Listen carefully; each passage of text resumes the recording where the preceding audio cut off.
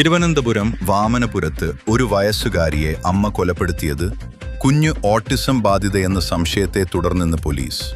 Autism സംശയിച്ചു ഒരു ആഴ്ച മുൻപ് കുഞ്ഞുമായി അമ്മ അശ്വതി ആശുപത്രിയിൽ പരിശോധനയ്ക്കെത്തിയിരുന്നെന്ന് പോലീസിന് വിവരം ലഭിച്ചു. പ്രതി അശ്വതി വിഷാദരോഗത്തിലായിരുന്നുവെന്നും പോലീസ് സ്ഥിരീകരിച്ചു.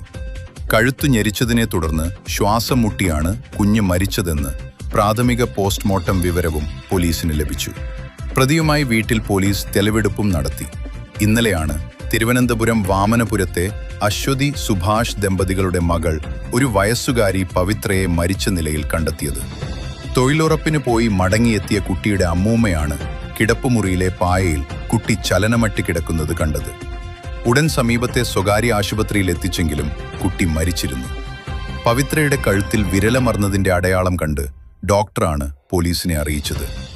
പോലീസിനോട് കുറ്റം സമ്മതിച്ച് മാതാവ് അശ്വതി താൻ കുഞ്ഞിനെ കഴുത്ത് ഞെരിച്ച് കൊന്നെന്ന് മൊഴി നൽകി. പ്രസവാനന്തര വിഷാദമുണ്ടായിരുന്നതായി കുടുംബം പറയുന്നു. കുഞ്ഞിന്റെ മൃതദേഹം പോസ്റ്റ്മോർട്ടത്തിനായി മെഡിക്കൽ കോളേജിലേക്ക് മാറ്റി.